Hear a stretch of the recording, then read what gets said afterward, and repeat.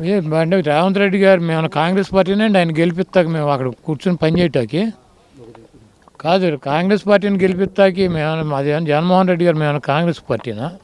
మేము తెలంగాణలో ఏ పార్టీకి మద్దతు తెలపలేదు. మేము అక్కడ ఉన్నటువంటి పార్టీని కూడా తీసేసి వచ్చి ఇక్కడ మేము ఆంధ్రప్రదేశ్ వరకు పరిమితం అయ్యాం. అక్కడ ఎవరు గెలుస్తారు ఎవడు ఓడిపోతాడు అన్నది మాకు సంబంధం లేని విషయం. మాకు జగన్మోహన్ రెడ్డి గారు ఎగబడిపోవటం ఉండదు, దూరంగా వెళ్ళిపోవటం ఉండదు. ఆయన ఒక లిమిట్స్లో ఉంటాడు. ట్విట్టర్లో పెట్టాడు ఆయనకి అభినందనలు అని చెప్పి ఆయన ఫోన్ చేసి అభినందించలేదు.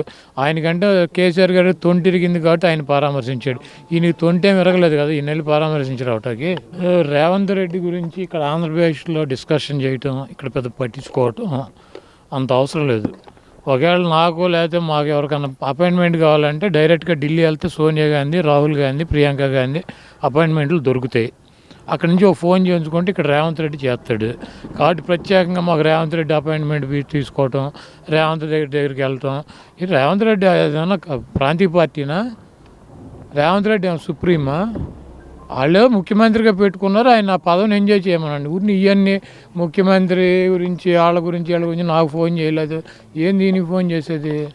ఆయన ట్విట్టర్లో పెట్టాడు మర్యాదగా కంగ్రాచులేషన్స్ ముఖ్యమంత్రి అయినందుకని చెప్పి. నాకు ఫోన్ చేయలేదు, నన్ను వచ్చి కలవలేదు. ఎందుకు ఫోన్ చేస్తారు, ఎందుకు వెళ్ళి కలుస్తారు? ఒక్కొక్కళ్ళ పద్ధతి ఒక రకంగా ఉంటుంది.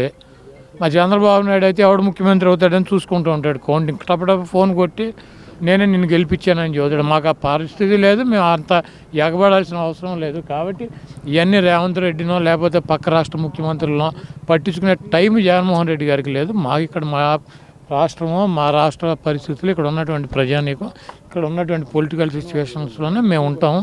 మాకు ఈ రాష్ట్రంలో తప్పించి పక్క రాష్ట్రాల్లో మాకు పార్టీ ఉంది కదా, ఎందుకు తీసాం? వద్దనుకునే కదా. ఒక ఎంపీ గెలిచాం, ఖమ్మం జిల్లాలో 3 ఎమ్మెల్యేలు గెలిచాం. మేము పోటీ చేసిన ప్రతి చోట 40,000 50,000 ఓట్లు వచ్చినాయి. అయినా కూడా వద్దనుకుని మేము ఇక్కడికి ఎందుకు వచ్చాం? మాకు అవసరం లేదనే కదా పక్క రాష్ట్ర రాజకీయాల్లో.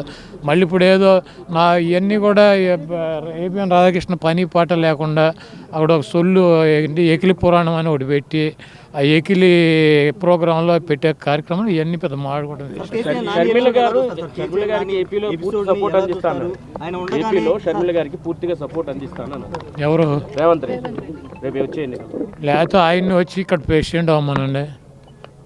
రేవంత్ రెడ్డి సపోర్ట్ అందిస్తాం కాదు. లేకపోతే అక్కడికి ముఖ్యమంత్రి పదవి రిజైన్ చేసి ఇక్కడికి వచ్చి Andhra Pradesh working vice Congress party president అవ్వమనండి. ఇప్పుడు వాళ్ళ పార్టీకి వాళ్ళు అందించుకోక ఎవడికి అందిస్తాడు? ఆయన చంద్రబాబు నాయుడిని గెలిపించాలంటే షర్మిల గారికి అందించాల్సిందే కదా, తప్పదు కదా. పదాలు తెలియని పెదవులకు అమృత వాక్యం అమ్మ. సంతానలేమి సమస్యతో బాధపడుతున్న ప్రతి స్త్రీమూర్తి బాధను మేము అర్థం చేసుకోగలం. Fertinine world best embryology lab మరియు జిల్ట్రిక్స్ అలారం సిస్టాన్ని మొట్టమొదటిసారిగా ఏపీ మరియు తెలంగాణలో ఈ నెల 9న ప్రముఖ సినీ నటి స్నేహ, స్పెయిన్ దేశానికి చెందిన international senior embryologist Javier Herrera గారు ప్రారంభించారు. ఈ శుభతరుణంలో రక్త పరీక్షలు, AMH test, RBS, semen analysis, ultrasound scan, follicle scan ఈ నెల 31 వరకు ఉచితంగా అందిస్తుంది. 49 అంటే సంతానం, 49 అంటే సంతోషం.